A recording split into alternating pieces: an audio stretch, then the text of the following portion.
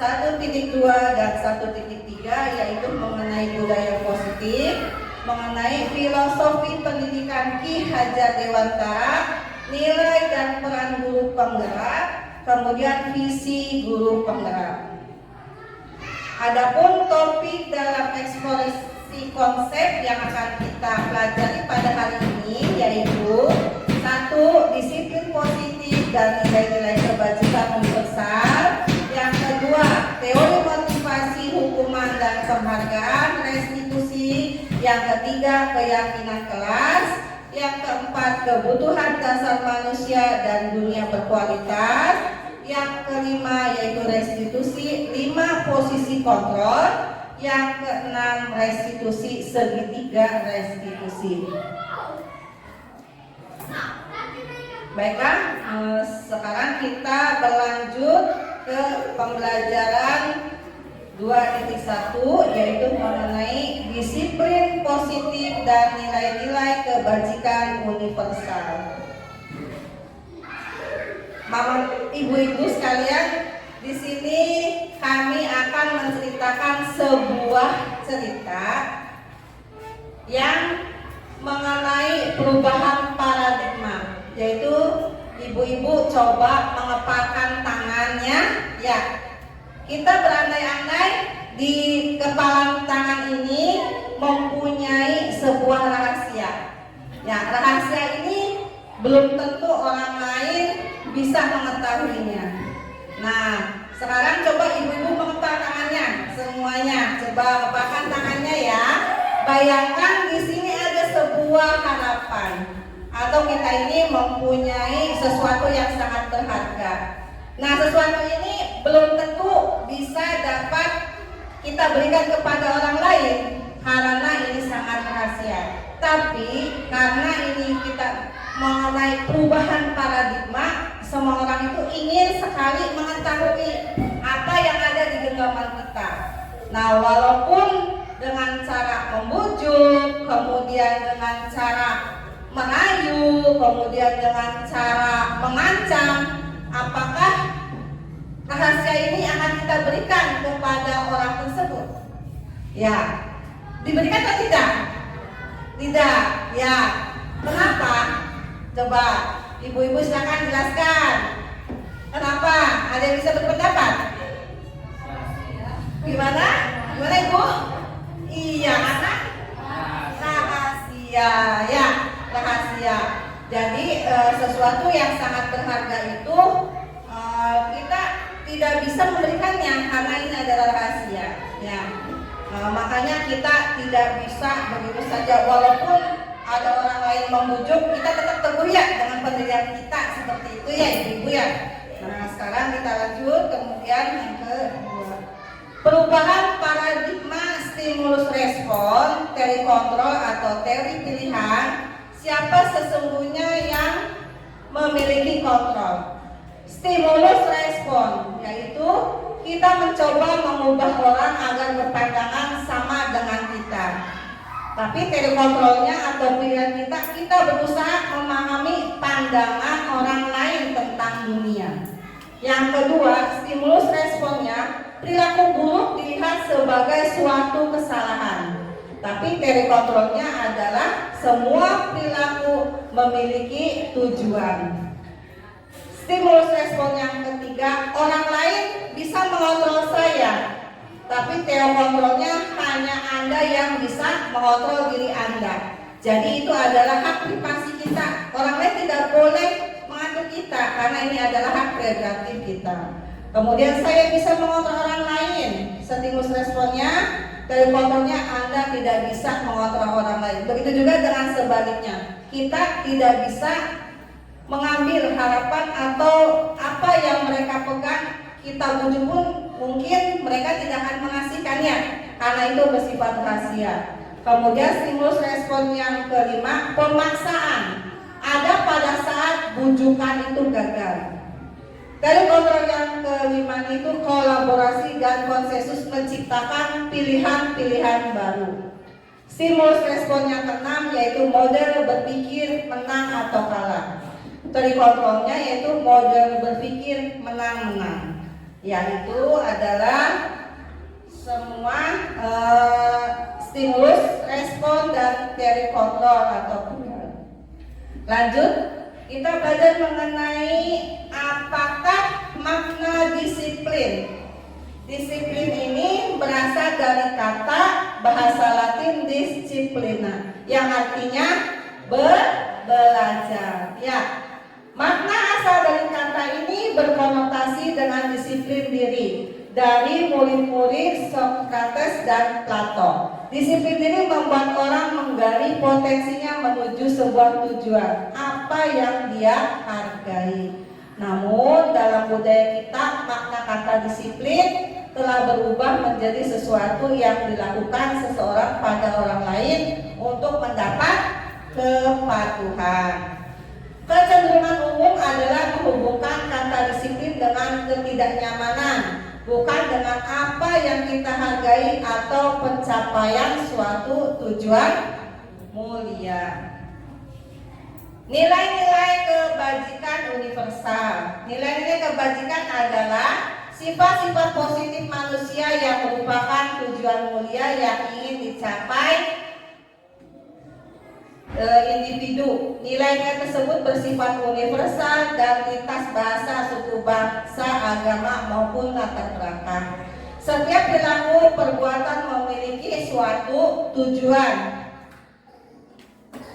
Menurut Dr. William Glasser pada teori kontrol 1984, dengan mengaitkan nilai-nilai kebajikan yang diyakini seseorang, maka motivasi intrinsiknya akan terbangun sehingga menggerakkan motivasi dari dalam untuk mencapai tujuan mulia yang diinginkan. Menurut Diana Glosson 1998, nilai-nilai kebajikan yang ingin dicapai oleh setiap anak di Indonesia kita kenal dengan profil pelajar Pancasila, yaitu beriman, bertakwa kepada Tuhan Yang Maha Esa dan berakhlak mulia, mandiri, bernalar kritis, berkebinekaan global, bergotong royong, dan kreatif, yaitu adalah profil dari pelajar Pancasila. Teori motivasi perilaku manusia. Yang pertama yaitu untuk menghindari ketidaknyamanan atau hukuman. Apa yang akan terjadi apabila saya tidak melakukannya? Yang kedua, untuk mendapatkan imbalan dari orang lain atau institusi. Apa yang akan saya dapatkan apabila saya melakukannya? Itu adalah motivasi eksternal. Yang ketiga, untuk menghargai diri sendiri, saya akan menjadi orang yang seperti apa bila saya melakukannya. Itu motivasi internal. Tujuan disiplin positif. Merdeka. Menurut Ki Hajar Dewantara, merdeka itu artinya tidak hanya terlepas dari perintah, akan tetapi jika cakap buat memerintah diri sendiri. Jadi perintah itu adalah untuk diri sendiri, ya, menurut Ki Hajar Dewantara. Baik, sekarang kita lanjut ke pembelajaran kedua, yaitu eksplorasi konsep, teori motivasi, hukuman, dan penghargaan restitusi. Nah, di sini ada beberapa contoh. Ada beberapa contoh yang Bapak Ibu boleh beri masukan. Ini termasuknya hukuman atau konsekuensi. Mungkin selama kita di kelas, anak-anak itu biasanya ada yang mendapatkan hukuman, ada yang mendapat konsekuensi, mungkin dari tingkah atau perilaku dari anak tersebut. Ya, contohnya sekarang Bapak Ibu dulu coba boleh berpendapat. Nomor 1 ini, apakah termasuk hukuman atau konsekuensi? Mencatat 100 kali di dalam buku kalimat, saya tidak akan terlambat lagi karena terlambat ke sekolah. Itu hukuman atau konsekuensi? Coba, ya gimana Pak Egi? Kalau menurut saya sih ya Bu, Ya. untuk mencatat Ya. 100 kali di dalam buku kalimat saya tidak akan terlambat lagi itu Lagi. sebuah hukuman. Hukuman, Iya. ya betul Bapak Ibu Guru. Hukumannya, ya. Kemudian kenapa sih mencatat 100 kali? Coba bisa dijelaskan. Jadi kalau hukuman itu untuk untuk membuat anak itu jerah. Betul. Kalau konsekuensi sih hasil dari tindakan anak tersebut. Betul, iya. Ternyata hukuman itu tapi maksudnya ke pembelajaran mungkin ya Pak ya. Iya. Karena anak tersebut terlambat sehingga dikasih hukuman gitu biasanya anak itu supaya dia tidak terlambat lagi. Itu adalah hukuman. Kemudian yang contoh kedua, lari mengelilingi lapangan basket 2 kali karena terlambat hadir di sekolah. Menurut Bapak Ibu Guru, hukuman atau konsekuensi? Ayo, ada yang tahu? Pak Paris, Hukuman Bu maksudnya. termasuk hukuman. Ibu juga ya? Ibu, hukuman. Iya. Kenapa sih hukuman? Coba kalian bisa menjelaskan. Karena apa? Karena terlambat hadir ke sekolah. Iya. Kemudian yang ketiga, murid diminta untuk push up. Push up 15 kali karena tidak menggunakan masker ke sekolah. Itu hukuman atau konsekuensi? Hukuman. Mungkin pada saat kita ada pandemi ya, itu kan diharuskan setiap anak memakai masker dan menjaga jarak supaya kita terhindar dari penyakit. Ya, lanjut untuk tindakan guru yang ketiga, menggantikan kertas tugas teman yang telah dicoret-coret. Itu hukuman atau konsekuensi? Konsekuensi. Iya betul, konsekuensi. Kenapa konsekuensi? Karena Hasil dari tindakan dia yang sudah mencoret-coret, yang konsekuensinya harus mengganti kertas itu. betul sekali Mbak Iya. Ya karena konsekuensi anak itu sudah mencoret-coret buku temannya. Jadi dia itu harus menggantikan kertas tugas teman.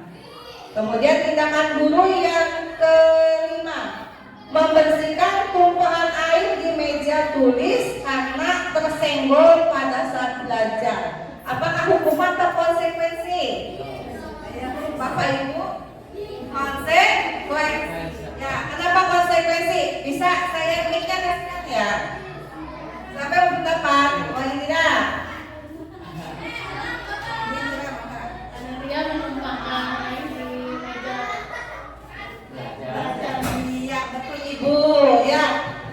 Betul ya, tepuk tangan. Boleh, yuk kita tepuk tangan dan semangat. Ya, karena anak tersebut sudah menumpahkan air di meja tulis, anak tersenggol pada saat belajar. Itu termasuk konsekuensi. Kemudian contoh selanjutnya, murid disuruh untuk mengenakan sepatu seharian di sekolah. Anak tidak mengenakan sepatu hitam. Itu hukuman atau konsekuensi ya, ibu-ibu? Ayo, ada yang tahu? Hukuman atau konsekuensi? Hukuman atau konsekuensi? Hukuman. Kenapa sih kok harus dihukum mengenakan untuk tidak mengenakan sepatu seharian di sekolah? Karena sepatu yang dia pakai tidak sesuai dengan peraturan di sekolah. Karena sepatu itu harusnya hitam. Coba kalau kita bayangkan murid-murid kita sepatunya warna-warni ya, Jadi tidak ada keseragaman. Itu mengenai keseragaman di sekolah. Ya. Lanjut, lari melalui lapangan basket 2 kali sehari. 2 kali karena terlambat 10 menit untuk pelajaran PJOK. Apakah konsekuensi ataukah hukuman? Hukuman itu tidak? Konsekuensi sebetulnya. Kenapa sih? Karena pada saat pelajaran PJOK itu kan biasanya suka ada pemanasan. Kebetulan si anak itu terlambat hadir. Nah, sama gurunya itu diberikanlah hukuman untuk mengelilingi lapangan. Nah, itu kan semacam kayak pemanasan sebetulnya supaya saat berolahraga badannya sudah siap seperti itu. Ya. Jadi termasuknya adalah konsekuensi. Ya. Nah, sekarang lanjut mengenai dihukum oleh penghargaan. Bahwa penghargaan berlaku sama dengan hukuman. Dalam arti meminta atau membujuk seseorang melakukan sesuatu untuk memenuhi suatu tujuan tertentu dari orang yang meminta atau membujuk. Dorongan eksternal dan akan ada faedah ketergantungan. Beberapa dampak dari pemberian penghargaan menurut Alvin Horn 1993. Pengaruh jangka pendek dan jangka panjang. Kemudian ada penghargaan penghukum, ada penghargaan mengurangi ketepatan, penghargaan tidak efektif, penghargaan rusak hubungan. Seperti dihukum oleh penghargaan. Penghargaan menurunkan kualitas, penghargaan mematikan kreativitas, penghargaan mengurangi motivasi intrinsik. Contohnya seperti yang Bapak Ibu guru semua lakukan di dalam kelas pada saat mengerjakan tugas. Nah, biasanya Bapak Ibu guru ingin memberikan supaya anak itu termotivasi belajar dengan cara memberikan sesuatu. Contohnya permen. Nah, permen itu kan disukai oleh anak-anak, apalagi rasanya yang manis ya, membuat anak-anak itu biasanya enak sekali memakan permen tuh kayaknya. Nah, pada saat belajar anak-anak itu diberikan PR, tapi anak itu mau mengerjakan PR pada saat diberi permen. Nah, menurut Bapak Ibu apakah baik? Apakah baik? Siapa yang sudah mengerjakan PR dikasih permen? Nah, contohnya siapa yang sudah mengerjakan PR? Ibu kasih permen. Anak-anak semangat ya? Semangat. Semangat, baik ya? Baik, baik. Tapi ada buruknya. Jadi pada saat permennya habis, Atau tidak dikasih. nah atau tidak dikasih, pada saat ibu gurunya lupa, mungkin ya tidak bawa permen gitu. Akhirnya anak-anak itu apa? Tidak mengerjakan tugas PR-nya. Jadi, permennya sudah habis ya, Bapak Ibu guru ya. Gak mau ngerjain PR itu adalah dihukum oleh penghargaan. Jadi dia mau dihargainya saja. Tapi pada saat permen habis ya sudahlah. Nah, itu adalah ada baiknya tapi ada juga buruknya. Ya, itu contoh dari dihukum oleh penghargaan. Gitu ya. Selanjutnya hukuman dan konsekuensi. Hukuman itu adalah sesuatu yang menyakitkan harus terjadi.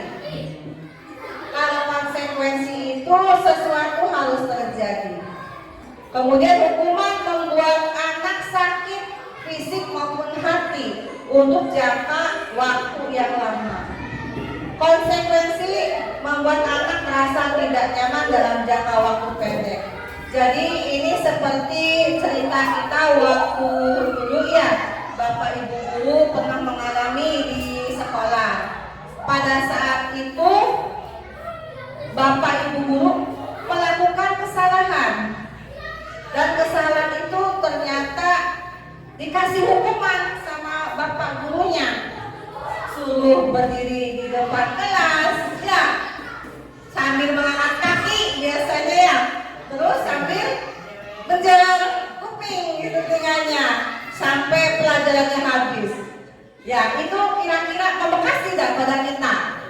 Membekas ya sampai sekarang ya. Ibu akan teringat terus di kepala kita itu. Oh iya, saya dulu pernah dihukum sama bapak ini katanya. Wah, bapak ini tuh killer kalau belajar ya. Harus gitu, harus. Jadi tugas itu harus dikerjakan. Kalau tidak, wah ada hukuman. Ya, jadi kadang hukuman itu ada yang menyakitkan ya. Bahkan sampai diingat sampai kita sudah lulus dari sekolah ya. Sampai kita sudah dewasa, sudah mungkin menikah dan punya anak, pasti ingat gitu. Pasti ingat ya, diingatan kita. Kayaknya baru kemarin ya saya dihukum gitu. Saya dihukum sama bapak itu gitu. Ya, sebetulnya itu bagus tidak? Ada bagusnya, ada baik, ada bagusnya, ada tidaknya. Ya, karena sebagai guru lebih baik tidak memberikan hukuman, karena hukuman itu sangat menyakitkan untuk si anak maupun batinnya ya. Seperti itu. Nah, lebih baik kita konsekuensi yang diambil. Mungkin pemecah masalahnya bagaimana sih supaya kita tidak dihukum. Nah, seperti itu. Oh, berarti kita harus mengerjakan tugas ya. Seperti itu ya. Lanjut, untuk hukuman, anak itu akan membenci kedisiplinan. Benci akan kedisiplinan, tapi konsekuensinya itu anak itu harus menghargai disiplin. Karena disiplin itu sangat penting dan ditanamkan dari dirinya sendiri. Jangan didorong-dorong dari luar. Kamu cepat kerjakan tugas seperti ini. Padahal tidak seperti itu ya, Bapak Ibu guru. Itu adalah kemauan dari dirinya sendiri untuk belajar supaya tidak lupa mengerjakan PR seperti itu ya. Lanjut. Iya betul Pak. Hukuman itu ada dari paksaan. Paksaan yang ada di hukuman itu akan muncul gitu ya. Kemudian kalau konsekuensinya stimulus tanggapan. Mendorong anak menyakiti diri sendiri, hukuman. Tapi konsekuensinya mendorong anak agar mudah menyesuaikan diri. Hukuman, konsep diri yang buruk itu sangat buruk. Tapi konsekuensi itu menurut kita konsep diri yang baik. Hukuman, anak belajar untuk menyembunyikan kesalahan, tapi konsekuensinya anak belajar untuk mematuhi peraturannya. Kalau hukuman itu marah, rasa bersalah, dipermalukan, merasa tidak dihargai. Konsekuensinya kehilangan hak, dibuat tidak nyaman, diasingkan untuk sementara. Jadi mungkin dari hukuman itu akan muncul yang namanya rasa bersalah, kemudian marah ya, kemudian dipermalukan, merasa tak dihargai ya. Kita kan seperti itu gitu. Jadi anak itu akan berkecil hati ya, Bapak Ibu guru ya. Merasanya, saya mah jadi dihukum baik gitu. Jadi merasa malu sama teman-temannya seperti itu. Tapi kalau pada konsekuensi itu anak-anak itu akan kehilangan hak, dibuat tidak nyaman dan diasingkan untuk sementara. Apa itu restitusi? Nah, restitusi ini adalah proses menciptakan kondisi bagi murid untuk memperbaiki kesalahan mereka, sehingga mereka bisa kembali pada kelompok mereka dengan karakter yang lebih kuat. Restitusi juga merupakan proses kolaboratif yang mengajarkan murid untuk mencari solusi untuk masalah mereka dan membantu murid berpikir tentang orang seperti apa yang mereka ingin menjadi tujuan mulia ya, dan bagaimana mereka harus memperlakukan orang lain menurut Rosen 2004 ya. Nah, ini adalah beberapa contoh mengenai identitas gagal hukuman seperti yang tadi ya sudah dijelaskan. Ada identitas sukses, disiplin dan konsekuensi, restitusi. Kalau restitusi itu jadi kita itu ingin mencari suatu pemecahan masalah ya dari masalah yang timbul seperti itu. Jadi muncullah restitusi. Restitusi itu adalah pemecahan masalah yang lebih baik. Contohnya si anak tidak Contohnya, berangkat, ya. berangkatnya Bu. Kenapa sih si A itu tidak bisa berangkat lebih pagi? Betul. Jadi kita membuat restitusi. Alasannya kenapa? Saya kalau pagi itu sibuk Iya, betul. membantu ibu gitu misalnya ya. Ya. Nah itu bisa itu berupa contoh yang sehari-hari anak di sekolah itu yang kita alami ya Bapak Guru ya. Biasanya anak-anak itu terlambat pada saat jam sudah masuk jam 7 baru datang itu biasanya. Kenapa sih bisa terlambat? Katanya bangunnya kesiangan, tidak dibangunkan oleh ibu ya biasanya gitu ya. Padahal udah dibangunin gitu, dikasih alarm, tapi anaknya susah bangun ya Bapak Ibu Guru ya. Nah, jadi pada saat kejadian seperti itu harusnya anak itu disadarkan bahwa ini kewajiban kamu setiap hari sebagai pelajar itu jangan terlambat sekolah, tidurnya jangan terlalu malam. Biasanya main HP mungkin ya, kadang sembunyi, kadang di kamarnya ya main game biasanya. Sekarang kan pengaruh HP itu juga sekarang sudah berpengaruh, betul, berpengaruh sekali. Apalagi sudah zaman digital ya, bukan ibunya aja yang main HP, tapi anak-anaknya pun lebih pintar daripada mamanya. Udah bisa main HP, malah melebihi gamenya itu. Aduh ya, jadi supaya tidak terlambat ke sekolah, nah anak-anak itu dibiasakan untuk tidurnya tidak terlalu malam seperti itu. Kita sebagai orang tua mengingatkan ya, walaupun memang anak itu tidak susah sekali gitu diatur, tapi kita berusaha agar anak itu tidak terlambat ke sekolah ya. Kemudian ada 9 ciri-ciri restitusi. 1, bukan untuk menebus kesalahan, namun untuk belajar dari kesalahan. Yang kedua, memperbaiki hubungan. Ketiga, tawaran bukan paksaan. Yang keempat, restitusi menuntut untuk melihat ke dalam diri. Kelima, restitusi mencari kebutuhan dasar yang mendasari tindakan. 6, restitusi diri adalah cara yang paling baik. Ketujuh, restitusi fokus pada karakter bukan tindakan. 8, restitusi fokus pada solusi. 9, restitusi mengembalikan murid yang berbuat salah pada kelompoknya. Baiklah, sekarang kita akan berlanjut eksplorasi konsep pembelajaran ketiga mengenai keyakinan kelas. Mengapa tidak peraturan saja? Mengapa harus keyakinan kelas? 1, mengapa kita memiliki peraturan harus menggunakan helm bila mengendarai kendaraan roda 2? Nah, di sini ada beberapa contoh ya, yang mungkin Bapak Ibu Guru semua boleh berpendapat. Mengapa sih kita memiliki peraturan harus menggunakan helm bila mengendarai kendaraan roda 2? Kenapa coba? Betul, untuk keselamatan.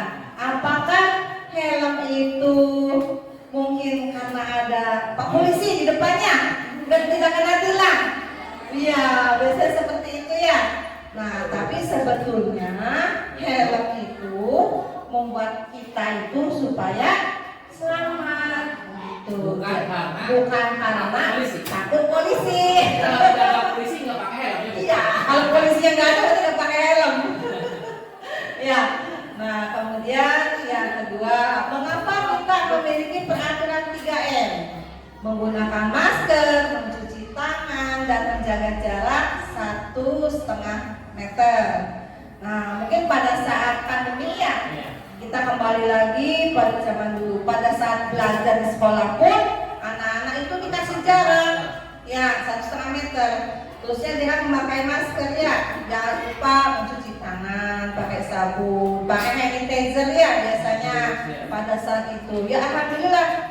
Kalau kita mematuhi peraturan tersebut, alhamdulillah kita bisa ada sampai sekarang ya. Sehat. Sampai sehat, alhamdulillah. Coba lihat yang 2 tahun yang lalu. Bahkan mungkin saudara atau keluarga atau kerabat kita yang meninggal dunia. Innalillahi. Ya, tapi kita alhamdulillah masih bisa diberikan umur panjang, kita diberi kesehatan, keselamatan hingga bisa melihat anak-anak kita menjadi orang yang sukses ya, ibu-ibu ya. Nah, mengapa kita memiliki peraturan harus datang tepat waktu pada saat mengikuti pelatihan? Mengapa? Apakah karena peraturan harus datang tepat waktu? Nah, pada saat itu bagaimana? Takut dimarahin. Takut dimarahin. Biasanya kalau takut dimarahin, sekarang kan sedang mengadakan pelatihan mengenai gerak jalan, ya Pak ya, atau mengenai pramuka. Nah, itu anak-anak itu harus datang tepat waktu, gitu, karena mereka itu dituntut untuk disiplin. Ya, disiplin mengenai kapan sih waktu latihannya, kapan sih waktu kegiatan pramuka itu harus kita taati. Untuk mendukung motivasi intensif, kembali ke nilai-nilai atau keyakinan-keyakinan lebih menggerakkan seseorang dibandingkan mengikuti serangkaian peraturan-peraturan. Nah, Bapak Ibu Guru, kemarin juga kita sudah melaksanakan mengenai keyakinan kelas yang sudah kita sepakati bersama mengenai seperti contoh dalam kelas sebelum memulai pelajaran dan sesudah belajar kita dibiasakan untuk berdoa. Jadi anak-anak itu sudah sepakat. Kemudian ada lagi menjaga kebersihan. Nah, untuk anak-anak yang piket biasanya berangkat lebih pagi atau lebih awal karena kelasnya dibersihkan dulu. Nah, itu adalah kesepakatan kelas yang sudah kita bentuk kemarin dan ditandatangani oleh semua anak-anak di kelas. Ya, lanjut yaitu mengenai 5S. 5S itu anak-anak sebelum masuk ke dalam kelas mengetuk pintu dulu dengan mengucapkan salam, assalamualaikum. Ya, itu ada 5S. Kemudian ada sopan terhadap guru, sopan santun terhadap teman. Kemudian saling sapa. Nah, itu dengan teman itu kita anak-anak itu dibiasakan biar mereka bersosialisasi dengan baik. Jangan sampai ada anak yang sendiri aja ya, biasanya sendiri aja. Itu lebih baik kita di dalam kelas dilaksanakan 5S supaya anak-anak itu mengenal satu sama lain. Apalagi anak kelas 1 yang masih baru-baru ya, berasal dari sekolah TK yang berbeda-beda, mungkin ada adaptasi ya. Jadi mereka itu saling mengenal, saling sapa, jadi biar akrab ya satu dengan yang lain. Begitu juga dengan gurunya, mungkin gurunya juga baru dilihat, oh guru kelas 1 seperti ini, gitu ya. Galak tante sih orang kayak gitu. Ya alhamdulillah, jadi anak-anak itu kita dibiasakan untuk menerapkan panggilan. Lanjut. Nah, yang mana yang merupakan keyakinan kelas dan mengapa? Nah, dari tayangan berikut Bapak Ibu guru boleh berpendapat mengenai kesepakatan kelas. Datang tepat waktu, mengucapkan salam. Yang kedua, menjaga kebersihan sekolah. Yang ketiga, berdoa sebelum dan sesudah belajar. Keempat, apa ini? Aktif dalam pembelajaran. Nah, anak-anak itu disuruh aktif. Tertib. Nah, tertib. Maksud tertib itu tidak boleh ribut mungkin ya. Nah, kesepakatan kelas yang kedua, A. Kami guru dan murid yang saling menyayangi. Itu kenapa harus ada kami guru dan murid? Kesepakatan kelas itu dibentuk oleh betul guru dan murid, tapi dalam kesepakatan kelasnya tidak dicantumkan kami guru dan murid, tidak ya.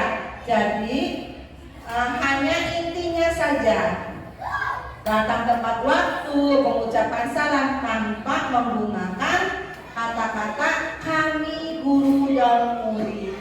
Nah, seperti itu. B. Kami murid yang semangat belajar. Nah, itu sebutkan kami. Berarti kalau kami juga ada gurunya ya. Anak mengikuti kami begitu. Harusnya semangat belajarnya saja. Kemudian C. Kami murid yang peduli dengan teman-teman. Nah, itu sama saja, gurunya juga menjadi murid ya, karena peduli dengan teman-teman. Nah, yang baik yang mana nih Bapak Ibu guru? Kesepakatan kelas yang sebelah sini atau yang sebelah sini?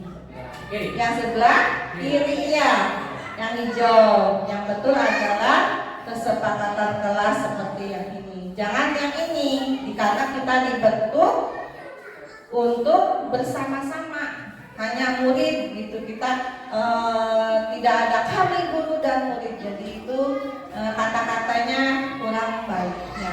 Lanjut, kegiatan pendalaman keyakinan kelas menurut tabel T dan Y. Hormat, kami meyakini bahwa sangat penting untuk menghormati semuanya, semua orang dan barang milik orang lain. Bekerja, kami meyakini bahwa sangat penting untuk mengerjakan segala pekerjaan atau mengikuti kegiatan yang telah ditugaskan. Diterima dan dimiliki, kami mandiri bahwa sangat penting untuk menerima pada suatu kelompok dan saling peduli satu dengan orang lain. Nah, ini adalah tabel T dan Y. Ini Y, ini adalah T. Hormat, bekerja, kemudian terima dan dimiliki. Tabel Y-nya hormat dan bekerja. Kegiatan pendalaman keyakinan kelas tabel T dan Y. Ya, seperti yang ada di depan kita ini hormat. Berkaitan dengan hormat itu terdengar satu orang berbicara, yuk saya bantu. Nah, itu adalah kata-kata yang terdengar. Kemudian yang kedua, kita bisa melaksanakan yang bersama, diselesaikan bersama. Kemudian yang ketiga, terima, tolong, yuk. Kemudian yang keempat, permisi. Nah, ini adalah terdengarnya seperti itu. Kemudian dari yang terlihat itu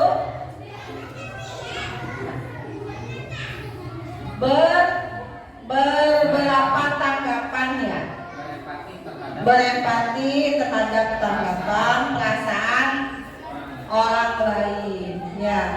Kemudian berperilaku tersenyum ramah, ya, tersenyum ramah. Kemudian ada tabel hormat dan bekerja. Kalau hormat itu tampak seperti dan tidak tampak seperti. Tampak seperti datang tepat waktu.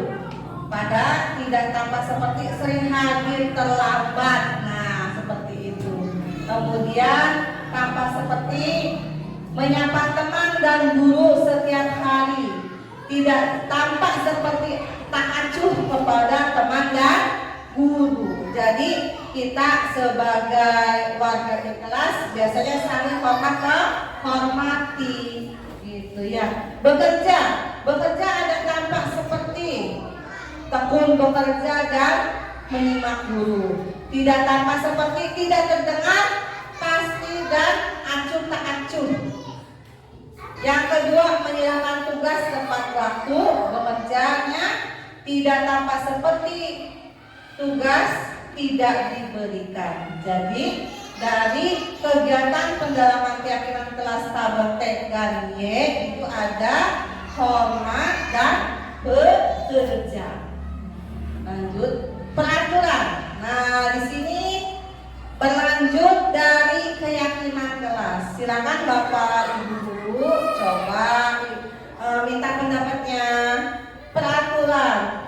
Apakah keyakinan kelas yang muncul di sini? Ya. Dari peraturan nomor 1, selalu kembalikan buku ke tempatnya. Keyakinan kelasnya apa? Coba bentar, ibu guru yang ini mangga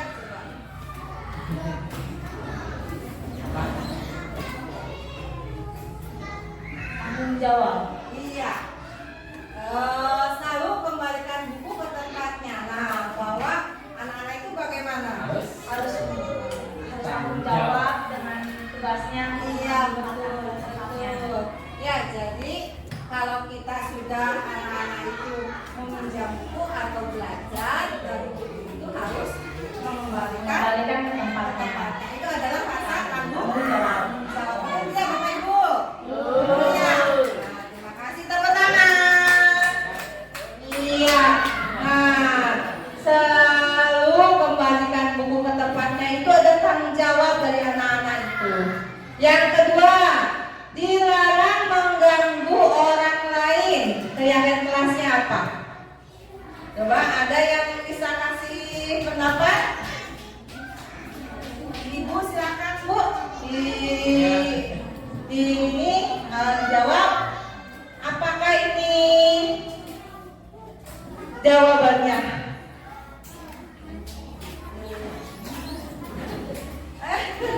Malu ya. Ada lagi coba dari ibu guru yang sebelah sini. Minta pendapatnya, ibu guru mangga. Nomor 2.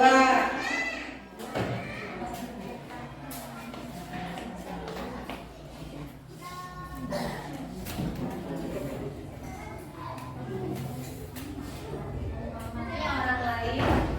Iya betul. Dilarang mengganggu orang lain. Keyakinan kelasnya berarti Menghormati orang lain. orang lain. Betul. Tepuk tangan. Iya,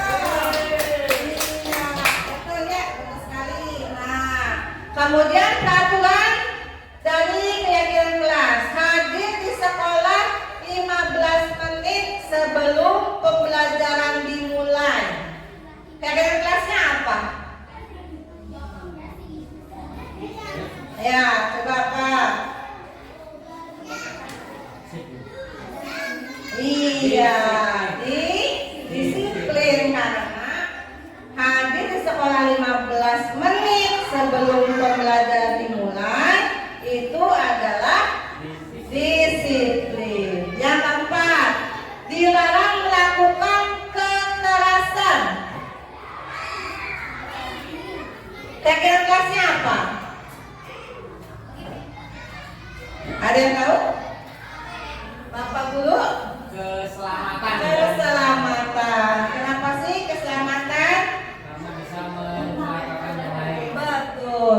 Bisa mencelakakan orang lain. Nah, sekarang untuk peraturan yang kelima, dilarang menggunakan narkoba. Kira-kira kelasnya apa?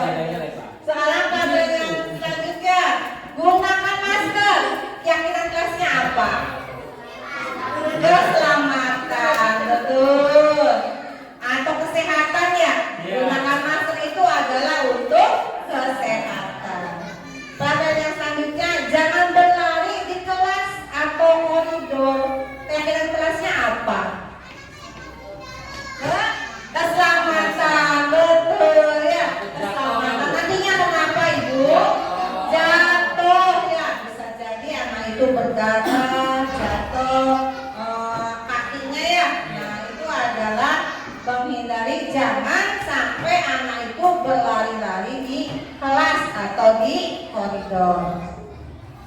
Nah, ini adalah hasil dari yang Ibu Bapak Guru sampaikan. Nah, peraturan itu mengenai selalu kembalikan buku ke tempatnya itu sudah jadi tanggung jawab bersama. Selanjutnya, dilarang mengganggu orang lain, hormati orang lain. Hadir di sekolah 15 menit sebelum pembelajaran dimulai, berarti menghormati orang lain dan berkomitmen. Dilarang melakukan kekerasan. Kegiatan itu adalah keselamatan, menghormati orang lain. Dilarang menggunakan narkoba. Narkoba itu berhubungan dengan kesehatan. Bergantian atau menunggu giliran, artinya bersabar, ya, bersabar. Kelasnya. Gunakan masker, berarti betul ya, kesehatan dan keselamatan. Peraturan yang selanjutnya, jangan berlari di kelas atau koridor. Kelasnya itu adalah keselamatan dan keamanan. Nah, sekarang kita lanjut mengenai pembelajaran keempat, yaitu kebutuhan dasar manusia dan dunia berkualitas. Pada kebutuhan dasar manusia ini memiliki 5 aspek, ya, guru ya. Di sini mengenai kasih sayang dan rasa diterima sesama dengan pasangan masing-masing. Bapak Ibu guru pasti sangat membutuhkan rasa kasih sayang, rasa diterima untuk keluarga, ya, yang sangat kita cintai, ya, Bapak Ibu guru. Kemudian ada penguasaan, dan selanjutnya ada kesenangan. Aspek selanjutnya yaitu kebebasan. Aspek yang kelima yaitu bertahan hidup. Ya, itu adalah 5 kebutuhan dasar manusia. Nah, sekarang kita lanjut mengenai 5 posisi kontrol pembelajaran 5 itu. Nah, pada saat pembelajaran kali ini kita akan belajar mengenai 5 posisi kontrol. Nah, 5 posisi kontrol ini ada 5 aspek, yaitu sebagai penghukum, ada pembuat orang merasa bersalah, ada teman, pemantau, dan manajer. Bagaimana sih kita ini sebagai guru memperlakukan murid-murid kita pada saat anak itu merasa terlambat ke sekolah, tidak mengerjakan tugasnya? Apakah kita ini sebagai penghukum, posisi kita ini ada di mana?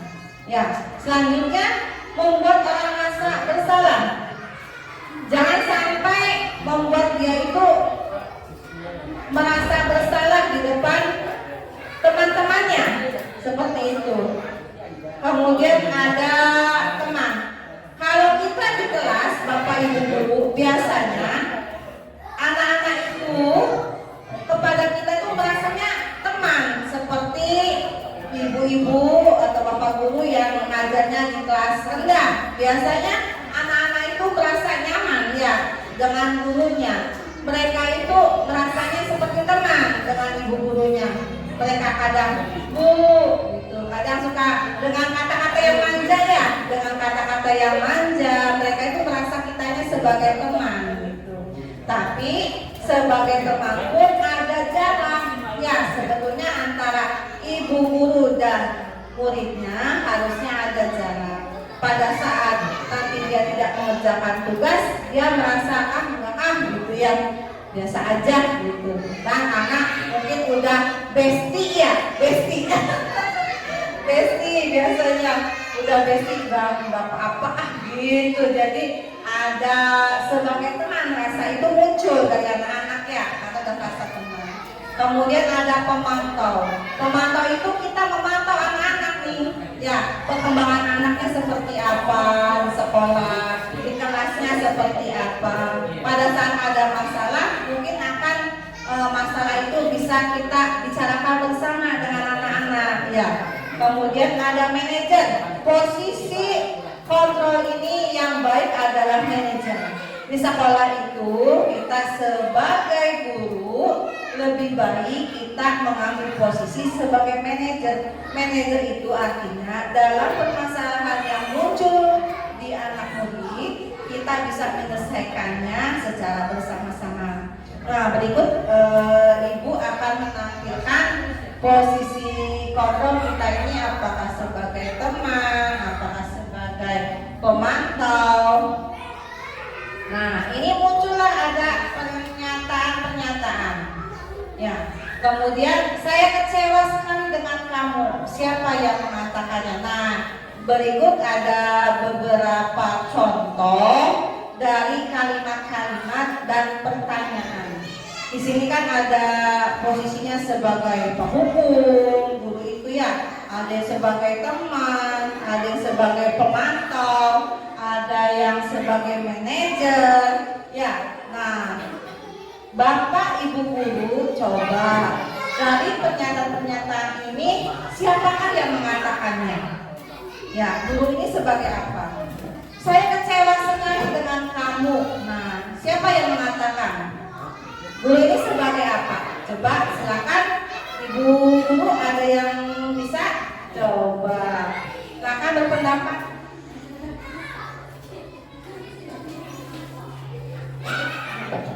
Yang satu Membuat orang merasa bersalah. merasa bersalah. Ya, jadi anak itu akan merasa sangat bersalah karena ada perkataan saya kecewa sekali dengan kamu. Nah, selanjutnya untuk yang kedua, kamu tidak pernah benar melakukannya. Siapa yang mengatakannya?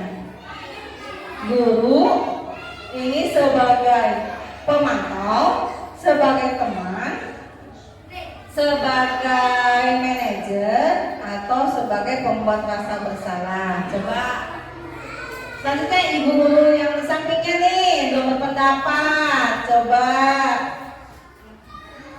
sebagai penghukum, ya. Guru ini sebagai penghukum. Pernyataan selanjutnya, ayolah lakukan demi ibu, bapak. Nah, ini posisi guru ini sebagai apa? Coba ibu guru di sampingnya silakan berpendapat. Sebagai teman. Sebagai teman, ya. Terima kasih ibu, betul ya. Nah, ini biasanya akan muncul kata-kata ayolah lakukan demi ibu. Nah, kata-kata ini seperti guru itu kepada muridnya itu sebagai temannya, teman rasanya. Nah, sekarang ada lanjut lagi pernyataan-pernyataan. Apakah kamu mau mendapat 3 bintang hari ini? Siapa yang mengatakannya? Itu guru itu sebagai teman, sebagai pemantau, sebagai manajer, atau penghukum? Pemantau, betul. Kemudian bagaimana kamu bisa menyelesaikan masalah ini? Itu sebagai apa? Guru sebagai apa? Guru sebagai manajer. Sebagai manajer, ya. Lanjut. Kamu selalu yang paling terakhir. Siapa yang mengatakannya?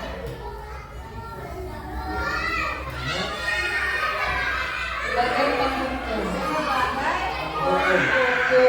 Baik, akan kita tanyakan apakah benar dari pernyataan Bapak Ibu guru. Nah, di sini ya, di sini adalah pernyataan-pernyataan yang tadi kita tampilkan.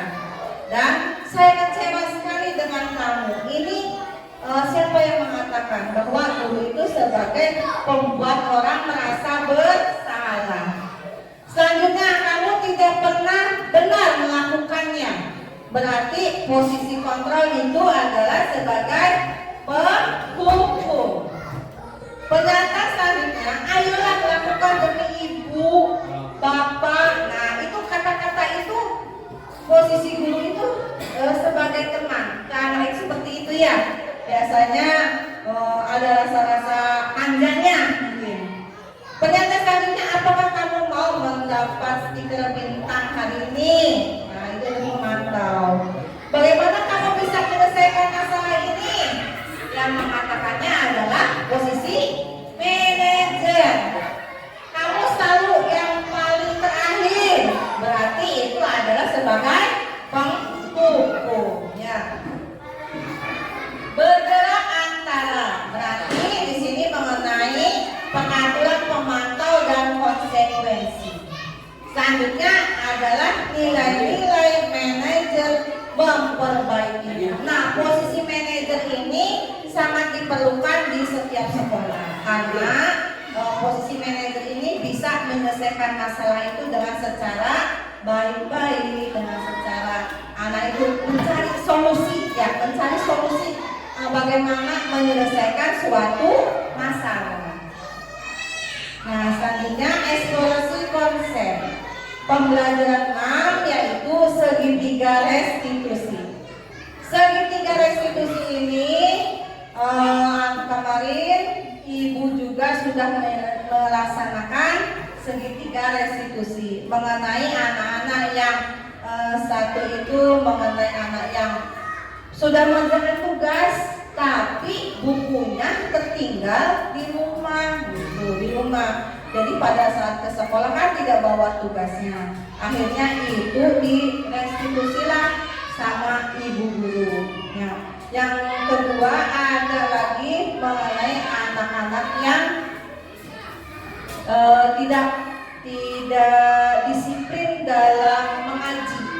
Biasanya hari Jumat itu ada mengaji, tapi pada saat itu anak tidak mengikuti mengaji itu. Jadi oleh Bu ini di segitiga restitusi itu akan kita bahas. Karena kita akan menampilkan video yang sudah Ibu Guru buat.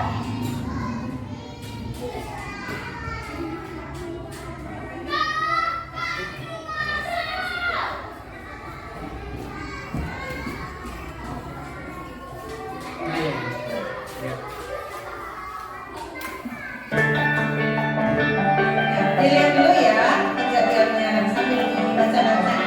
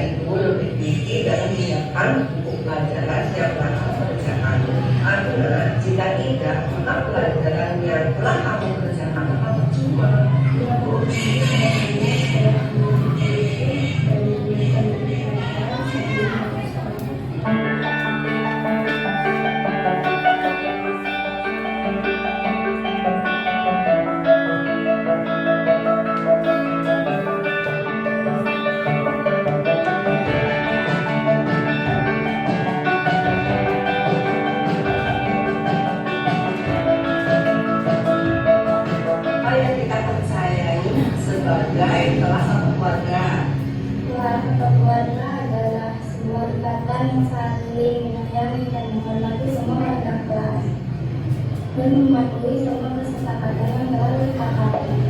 Apa nilai-nilai umum yang telah disepakati? Moral dan pasangan harus saling mengerti, harus saling menghargai, saling menjaga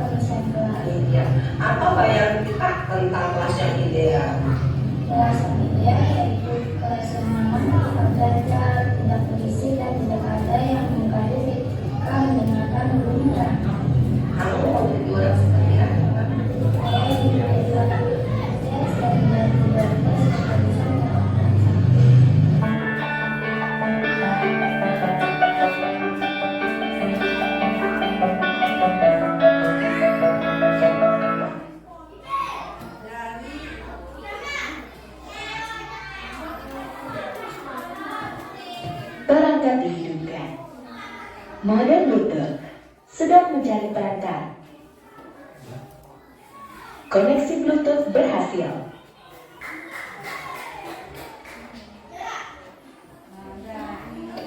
Dari skenario yang kita tampilkan tadi, kita mendapatkan sebuah permasalahan yang terjadi pada kurikulum kita. Kemudian kita meresusi bagaimana anak-anak itu menyelesaikan masalahnya, tapi dari dirinya sendiri yang dibangun. Kenapa sih kok bukunya tidak terbawa gitu? Jadi anak itu menyadari akan kesalahannya seperti itu. Dari kasus seperti ini kan sering banyak ya. Biasanya mungkin ibu-ibu itu lupa memasukkan tugas. Kadang bukunya masuk ke tas satunya. Kan ada madrasah biasanya ya. Atau bukunya taruh di lemari, cuman lupa taruhnya gitu. Sehingga anak ini dalam cerita tadi sudah dikerjakan PR-nya, hanya bukunya tertinggal di rumah. Nah, bagaimana cara kita untuk merestitusi kejadian tadi yang dihadapi oleh anak-anak di sekolah? Nah, dengan cara guru itu menanyakan kenapa? Iya Bu, tadi sebetulnya bukunya sudah dikerjakan, hanya ketinggalan. Nah, kamu boleh seperti itu, tapi nanti lain kali sebelum berangkat ke sekolah mungkin dilihat lagi tasnya, bukunya, apakah sudah siap untuk berangkat ke sekolah. Nah, kemudian ada lagi skenario yang kedua, kasus yang kedua, yaitu mengenai anaknya tidak mengaji ya. Biasa tiap Jumat itu kita mengaji bersama.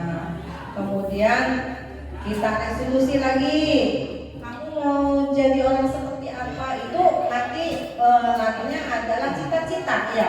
Kita diresolusi dulu anak itu, kenapa sih kamu tidak mengaji pada saat hari Jumat yang kita laksanakan. Itu akan timbul dari dirinya sendiri, menyadari gitu bahwa dia itu seperti ini. Bagaimana cara menyelesaikan masalah tersebut gitu. Nah, terusnya kemudian gurunya berkata, ini adalah menstabilkan identitas. Guru berkata, berbuat salah itu hal yang manusiawi. Tidak ada manusia yang sempurna. Bapak Ibu juga buat salah. Kita pasti bisa menyelesaikan permasalahan ini. Kemudian Bapak atau Ibu tidak tertarik untuk mencari tahu siapa yang benar, siapa yang salah. Tapi Bapak atau Ibu lebih tertarik untuk menyelesaikan masalah itu.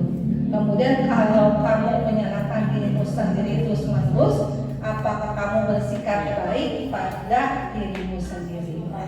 Seperti menanyakan keyakinan. Ini juga adalah dari kasus yang kedua, yaitu guru berkata, apa nilai yang kita percaya di kelas atau di sekolah kita? Nilai-nilai universal apa yang telah kita sepakati? Kelas yang ideal itu seperti apa sih?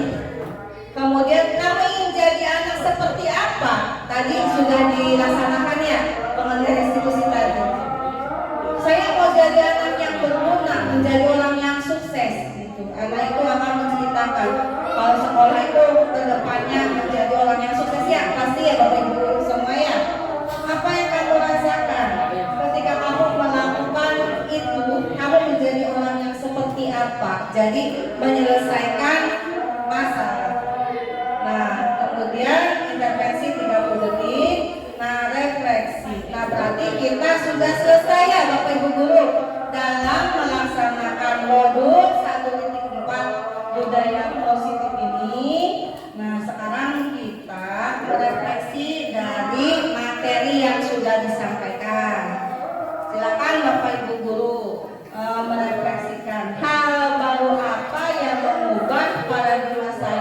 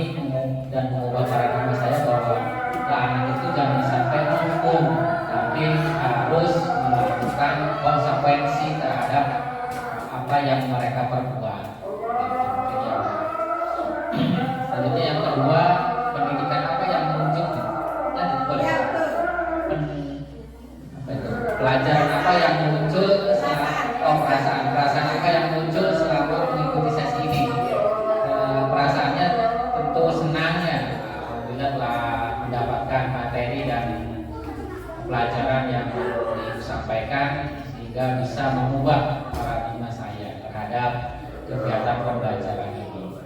Yang ketiga, peran Among seperti apa yang saya telah lakukan selama mengikuti ini. Ya mungkin itu saya. Misalnya mungkin kalau saya ya idealnya ingin menjadi seorang manajer, tapi ya nanti diusahakan masih sebagai teman dan sebagai pemantau mungkin pas pelaksanaan ini, tapi ya nanti diusahakan untuk menjadi seorang manajer. Terima kasih. Terima kasih untuk Pak Edi pendapatnya.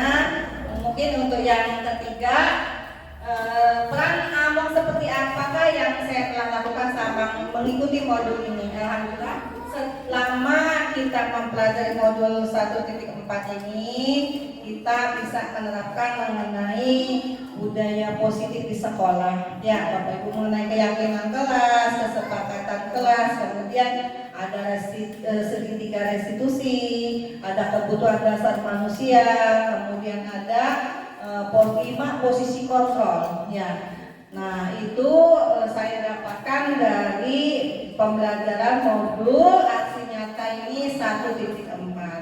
Baik, untuk selanjutnya mungkin saya akan menjadi Among yang seperti apa setelah mengikuti modul ini. Mungkin untuk kedepannya saya ingin menjadi manajer ya. Manajer itu artinya bisa menyelesaikan masalah yang terjadi di sekolah dengan mencari solusi-solusi yang terbaik dalam menghadapi suatu permasalahan gitu. Jadi kita bisa bicarakan bersama, mungkin antara rekan guru, kemudian antara murid-murid di sekolah itu wajib ya sebagai manajer itu harus seperti itu. Jadi jangan sebagai posisi kita di guru ini sebagai penghukum. Penghukum itu rasanya sangat tidak baik ya, karena akan membuat anak itu sakit hati biasanya melalui fisik ya, merasa tidak dihargai, kemudian tidak bisa bersosialisasi dengan teman-temannya ya. Sedikit saja untuk pembelajaran materi kali ini. Alhamdulillah, terima kasih waktu dan kesempatannya untuk Bapak Ibu guru semua. Semoga materi yang kita dapatkan hari ini dapat kita pahami bersama. Sekian dari saya. Wabillahi taufiq wal hidayah. Wassalamualaikum warahmatullahi wabarakatuh. Waalaikumsalam.